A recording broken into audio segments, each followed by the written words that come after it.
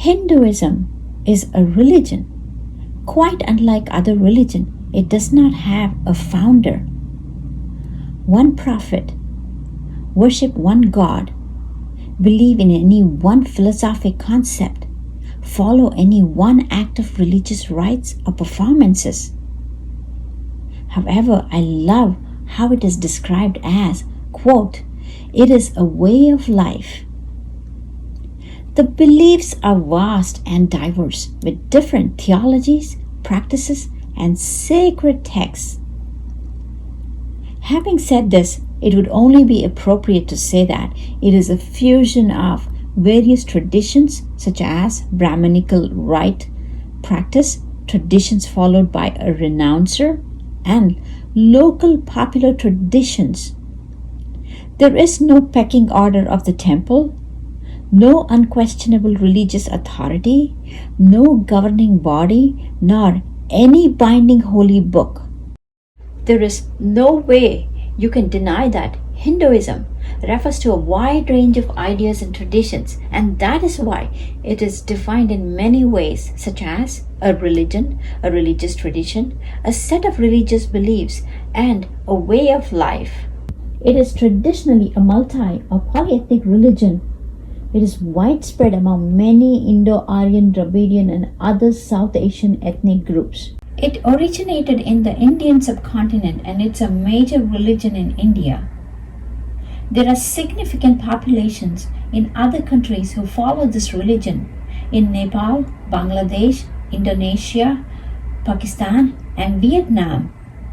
Hindus regard Hinduism to be thousands of years old.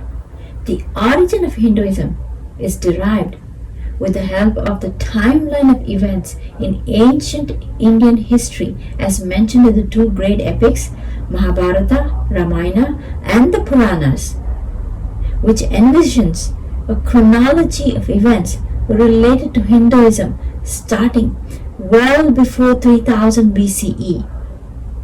The Hindu synthesis was started after the Vedic period, between centuries 500 to 200 BCE and century 300 CE, in the period of the second urbanization and the early classical period of Hinduism.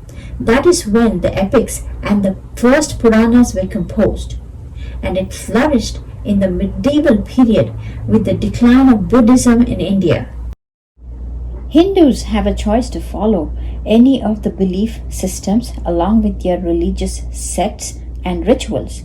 They are as follows: to believe in multiple deities, as in polytheistic, believe that reality is identical with divinity, as in pantheism. The divine intersects every part of the universe and also extends beyond space and time, as in panentheistic. The Creator became the universe and ceased to exist as a separate entity, as in pandeistic. A worship of a single supreme God while acknowledging the existence or possible existence of other lower deities, as in henotheistic. Belief that there is only one deity, an all supreme being that is referred to as God, as in monotheism. Oneness or singleness of concept, as in monistic. Belief that the existence of God, of the divine or supernatural, is unknown or unknowable, as in agnostic. Absence of belief in the existence of deities or rejection of belief that any deities exist or there are no deities, as in atheistic. Attaching prime importance to humans rather than divine or supernatural matters, as in humanism. The deities are considered to be manifestations of God. The lifestyle consists of vegetarianism, non-violence, belief in rebirth, and caste system.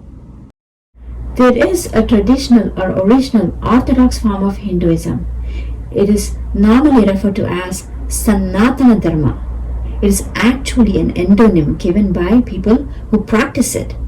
It means eternal law, eternal way, eternal dharma, eternal order. It refers to the eternal truth and teachings of Hinduism. It is also described as the natural and eternal way to live. And historically, it is referred to the eternal or absolute duties and practices. These duties are actually formally established in Hinduism. It is interesting to find out what the duties are.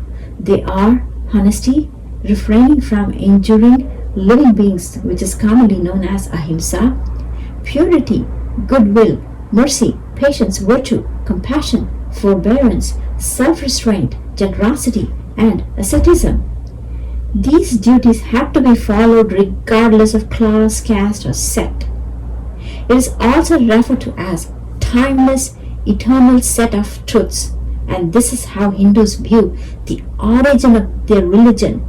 They view it as eternal truths and tradition with origins beyond human history. Truths are divinely related in the Vedas, and it is the most ancient of world's scriptures. Let's take a look at what the definition of Hinduism means in Indian law. It says, Vedas are accepted with reverence, that there are many valid diverse means or ways to moksha or salvation, and understand the truth that the number of gods to be worshipped is large. It tolerates variations in belief and traditions. Let's have a glimpse of interesting, unique practices followed by Hindus. They include rituals like puja or worship, which is normally accompanied with chanting or reciting of mantras.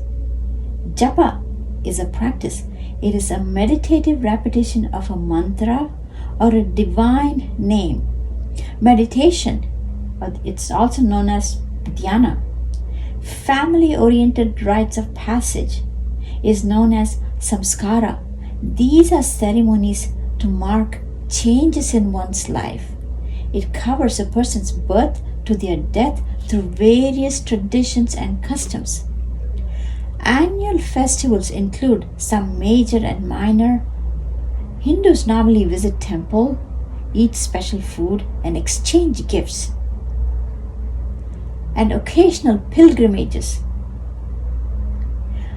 They also practice various yogas. Some Hindus renounce social world and material possessions and engage in lifelong sannyasa or monasticism in order to achieve moksha or salvation.